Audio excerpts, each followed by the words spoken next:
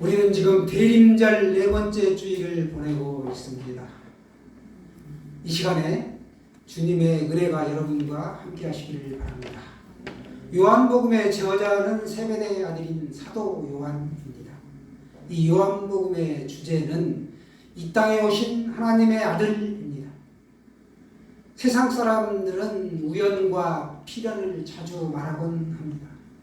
그러나 이 세상에 그 어떤 일도 우연이 되는 일은 없습니다. 우연을 가장한 필연이 있을 뿐입니다. 세상에는 우연한 일이 많은 것 같으나 하나님의 구원은 결코 우연히 성립될 수 있는 것이 아니라는 사실입니다. 하나님은 구원자 예수 그리스도가 이 땅에 오시기 전에 미리 예비하셨습니다. 그리스도를 위해 사람과 환경의 준비를 시키셨습니다. 즉 사람과 환경이 준비된 것이죠. 하나님은 택한 사람들을 반드시 구원하십니다. 그런데 그 하나님은 어느 날 갑자기 구원을 이루시는 분이 아닙니다. 하나님은 우리를 구원하시려고 창세전에 미리 계획하셨던 것이죠. 하나님의 구원은 계획에 의한 것입니다. 하나님은 애굽에서 신앙하는 이스라엘 백성들을 구원하시려고 모세를 준비시키셨습니다. 모세는 바로의 구에서 40년, 광야에서 40년을 통해 인격을 갖추게 하셨으며 불타는 떨기나무 아래서 그 하나님이 부르셔서 하나님을 체험하게 되었고 출애굽의 지도자로 삼으셨습니다.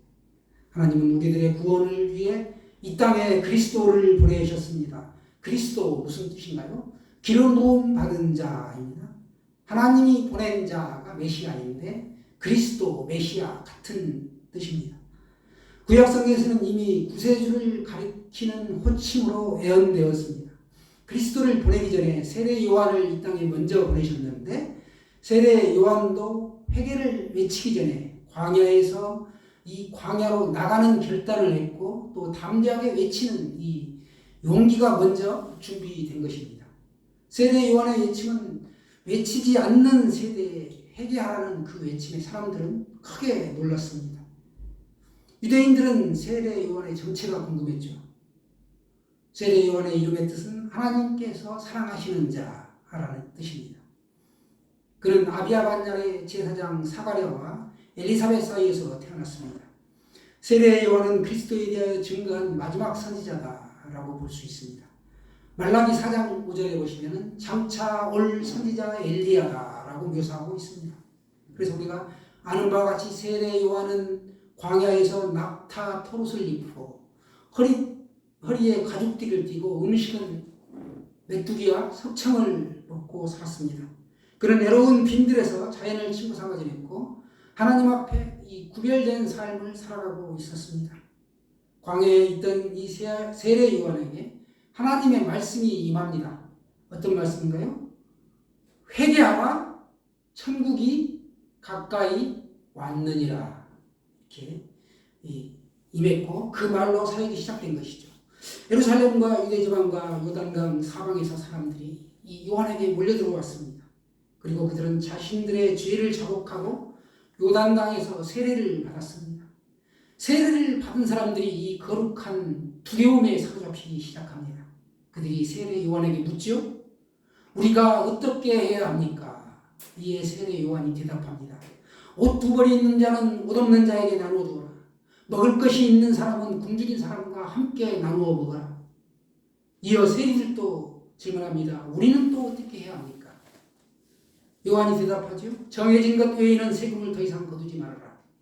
군인들도 묻습니다. 우리가 어떻게 해야 합니까? 사람들을 위협하거나 폭력을 써서 돈을 착취하지 말고 무고한 사람에게 죄를 뒤집어 씌우지 말아라. 그리고 받고 있는 긍휼로 만족해라. 라고 세례 요한은 대답했습니다. 그렇지만 오늘 우리는 또 어떻게 해야 할까요? 오늘 보시면 회개의 표시는 다른 사람을 존중하고 다른 사람의 것을 빼앗지 않고 다른 사람을 배려하는 것으로 나타나는 것을 볼 수 있습니다. 저와 여러분도 그렇게 사시기를 희망하고 계신 줄로 믿습니다. 세례 요한의 등장으로 인해서 유대지방과 예루살렘이 요동치기 시작합니다. 그러자 예루살렘의 그 사내들인 공회가 세례 요한을 유대교를 위협하는 존재로 받아들였습니다. 그들이 볼 때 세례 요한은 제사장 사가랴의 아들로 당연히 제사장이 되어야 했습니다. 제사장으로서 성전에서 자기의 직분을 감당해야만 했던 것이죠. 그런데 가만히 보니까 제사장의 역할을 감당하지 않고 밖에서 활동하고 있었던 것입니다. 당시 유대인들은 선민의식으로 가득했습니다. 하나님이 자기 민족만을 선택하셨다는 그 자부심이 아주 대단했습니다. 그러나 현실적으로는 로마의 지배를 받고 있었죠. 그들은 자존심이 엄청 상했습니다. 이스라엘 백성들은 그래서 구약의 말라크 선지자, 우리 구약의 정경의 마지막은 말라기인데 말라크 선지자 요나, 우리 요나서 요나죠. 그것처럼 말라크라고 해야 되는데 한국어 성경은 말라기라고 번역을 해서 우리가 말라기로 알고 있죠.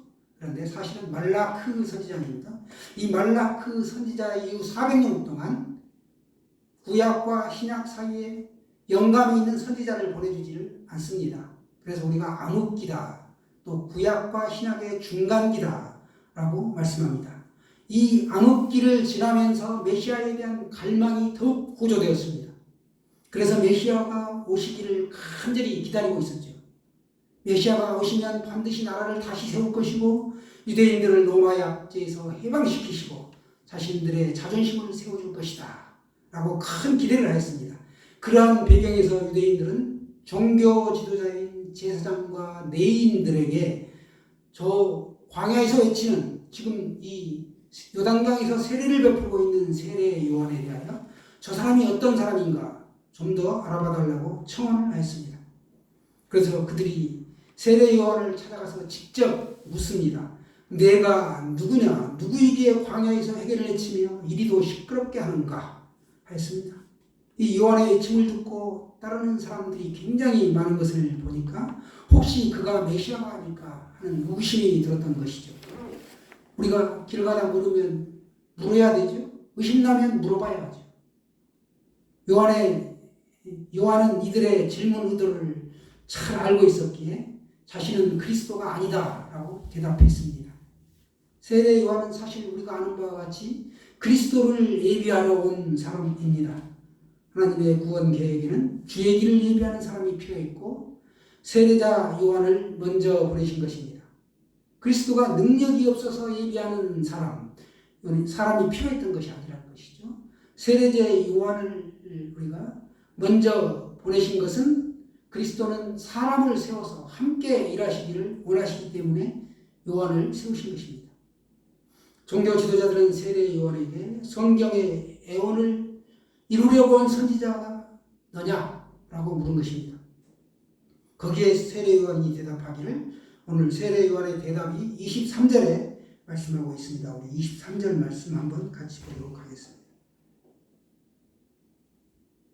시작. 이르되 나는 선지자 이사야의 말과 같이 주의 길을 곧게 하라고 광야에서 외치는 자의 소리로라 하니라. 아멘. 세례 요한은 그리스도를 준비하는 사명을 받은 것이죠. 광야에서 외침이 곧 그리스도의 길을 일직선으로 만드는 일이었습니다. 하나님이 계획하신 그리스도의 길은 구부러진 길이 아니라는 것이죠. 그리스도로 오신 예수님의 삶이 평탄하지 않을지라도 하나님의 계획과 구원의 길은 늘 똑바로 펼쳐져 있습니다. 그렇기에 하나님의 구원의 길을 포기하거나 우회하거나 하지 않으시다는 것이죠. 하나님이 계획하신 구원의 길은 반드시 그 구원의 길대로 계획대로 이루어지십니다. 그래서 이 구원의 계획이 반드시 이루어진다는 목소리가 필요했고 그 대상이 세례 요한이었습니다. 세례 요한이 목소리를 내는 것, 곧 그리스도의 길을 예비하고 하나님의 구원 계획을 선포하는 길이었습니다. 우리도 세례 요한처럼 목소리를 높일 수 있어야 하겠습니다. 사람들은 그리스도를 깨닫지 못했고 세례 요한은 자신을 한껏 낮추었습니다. 자신은 그리스도가 아니고 엘리야가 아니며 그 선지자도 아니다 라고 하였습니다. 당시의 유대인들은 그 불수레를 타고 회오리 바람처럼 승천한 엘리야가 최후의 심판 전에 육신으로 이 땅에 다시 온다 라고 믿고 있었습니다. 그런데 세례 요한이 자신은 그리스도가 아니라고 단언했고 엘리야도 아니라고 합니다. 유대인들은 문자 그대로 볼 때 이 불수리를 타고 갔던 엘리야가 다시 내려온다라고 해석했던 것입니다. 그러나 여기에 세례 요한은 육체적인 동일이 아니다라고 그들에게 알아듣기 쉽게 부정하였던 것입니다. 그러나 세례 요한이 엘리야의 사명을 다한다는 그런 영적인 의미에서는 선지자 엘리야다라고 볼 수 있습니다. 장차 올 선지자 엘리야, 말라기 선지자가 예언한 것처럼 그런 구약의 마지막 선지자인 것이죠. 보통 사람 같으면 자기 이름을 드러내고자 했을 것입니다. 그리고 요즘처럼 선거철에 여기저기 기웃거리는 인물들처럼 한자리 해보려고 나설 수도 있었습니다. 그러나 세례 요한은 그렇지를 않았습니다. 만약 세례 요한이 자기를 높이려고 했던 사람이라면 하나님은 그를 사용하지 않으셨을 것입니다. 이처럼 그리스도의 길을 예비하는 사람은 자기를 낮추고 부여된 사명을 잘 감당하는 사람입니다. 하나님은 오늘도 구원 계획을 이루시려고 믿음과 성품이 준비된 사람들을 사용하십니다. 우리도 이 대림절 기간에 준비되어야 할 줄로 믿습니다. 요한이 사람들에게 다시 말합니다. 26절, 27절 말씀 우리 한번 같이 보기를 원합니다. 26절, 27절 시작. 요한이 대답하되 나는 물로 세례를 베풀거니와 너희 가운데 너희가 알지 못하는 한 사람이 있었으니 곧 내 뒤에 오시는 그이라. 나는 그의 신발끈을 풀기도 감당하지 못하겠노라 하더라. 아멘.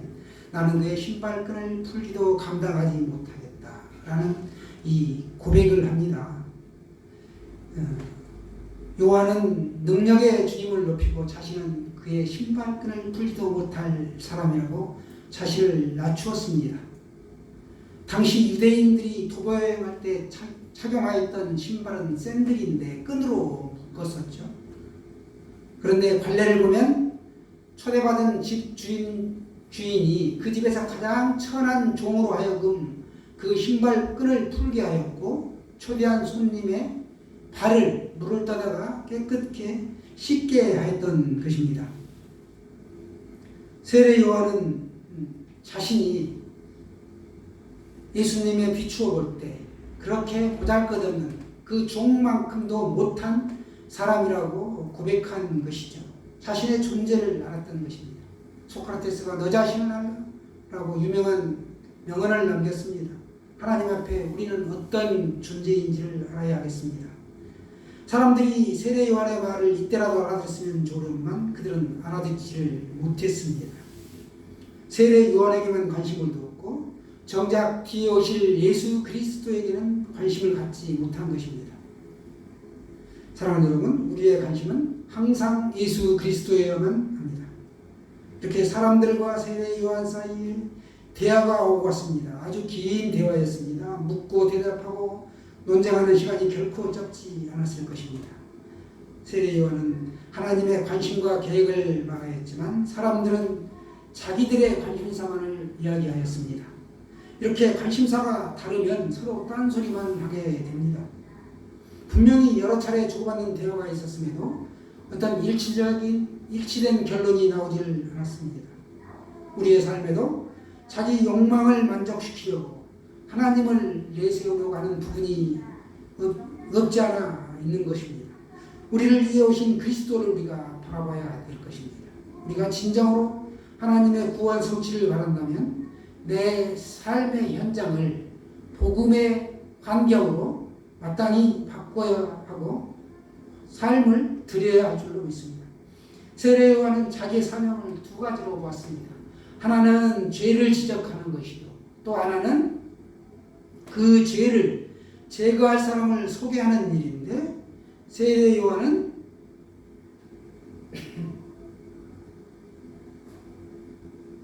죄를 제거하는 사람에게 큰 비중을 두었습니다.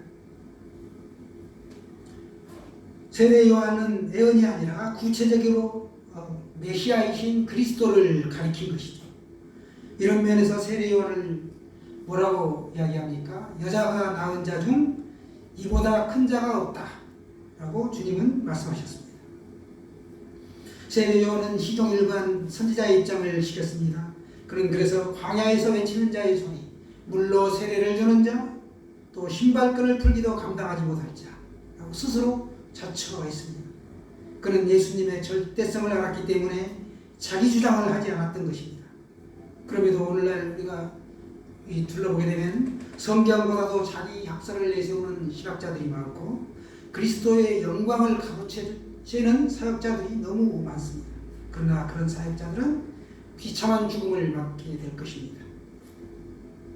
우리가 역사 속의 어떤 지식이나 경험으로는 인간의 죄를 제거할 능력이 없습니다.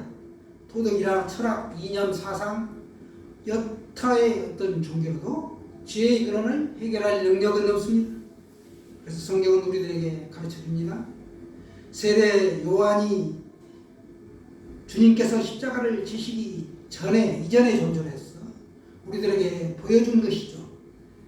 우리는 오직 한 분 예수 그리스도에게서만 인생의 길이 있다는 것을 배울 수 있습니다. 세례 요한은 예수님에 대한 세 가지 선언을 이어서 하는데요. 첫째는 세상 죄를 지고 가는 하나님의 어린 양이다 라고 예수님을 가르쳤습니다. 우리 죄를 대속하기 위해 십자가의 희생제물이 되실 것을 말하죠. 둘째는 성령으로 세례를 베풀어 주시는 분이다 라고 가르쳤습니다. 자신은 물로 회개의 세례를 베풀었지만 예수님은 성령으로 세례를 주시는 분이라는 것이죠. 마지막은 예수님은 하나님의 아들이시다 라는 것입니다. 오늘 본문의 세례 요한처럼 우리 모두가 예수 그리스도를 증거하고 다시 오실 주님을 준비하며 살아가시기를 주님의 이름으로 축원합니다.